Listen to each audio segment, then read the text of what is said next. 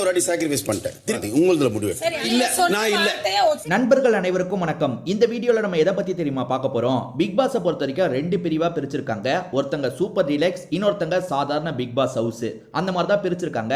Super டீலக்ஸை பொறுத்த வரைக்கும் மொத்தமா 7 பேர் இருக்காங்கல்ல.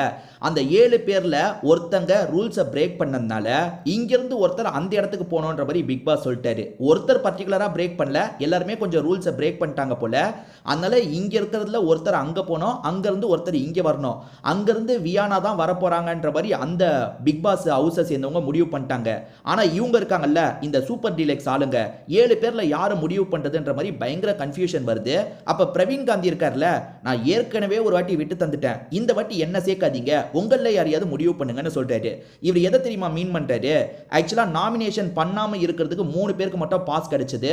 துஷருக்கு பாஸ் கிடைச்சது, ரம்யா ஜோக்கு பாஸ் கிடைச்சது, சுபிக்ஷாக்கு அந்த பாஸ் கிடைச்சது. அந்த இடத்துல இவர் முதலியே விட்டு தந்துட்டாரு. நான் இளைஞர்களுக்காக விட்டு தரேன், நான் நாமினேஷன்ல வந்தாலும் பரவாயில்லன்னு விட்டு தந்துட்டாரு. அதை பத்தி தான் இந்த இடத்துல சொல்றாரு.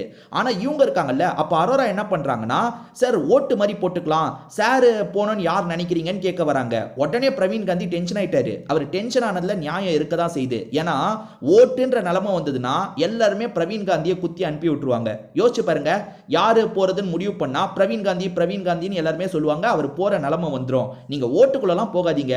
நான் முதவாட்டி விட்டு தந்தேன்ல, இப்போ உங்கள யாராவது விட்டு தந்து இது பண்ணுங்க, உங்கள யாராவது போங்க, என்ன இதுல சேர்க்காதீங்கப்பா, நீங்க என்ன சேர்த்தாலும் நான் போக மாட்டேன்ப்பா அப்படின்ற மாதிரி கொஞ்சம் பேச்சுவார்த்தைலாம் நடக்க ஆரம்பிக்குது. பிரவீன் காந்தி இந்த இடத்துல நின்னது கரெக்ட் தான். ஏன்னா போனாட்டி இவர் விட்டு தந்தது தான் பெரிய தப்பு. விட்டு தந்ததுனால இப்ப நாமினேஷனுக்குள்ள வந்துட்டாரு. நாமினேஷன்ல இவருக்கு தான் ஓட்டு ரொம்ப கம்மியான நிலைமையில இருக்கு. இவர் பண்ண ஒரு தப்புனால இப்ப நாமினேஷனுக்கு வந்திருக்காரு, வெளியே போறதுக்கான வாய்ப்பும் வந்திருக்கு. இந்த இடத்துல இவர் நின்னு பேசுறது கரெக்ட் தான். நின்னு பேசணும், கடைசி வரைக்கும் போக கூடாது. பார்ப்போம் நம்ம.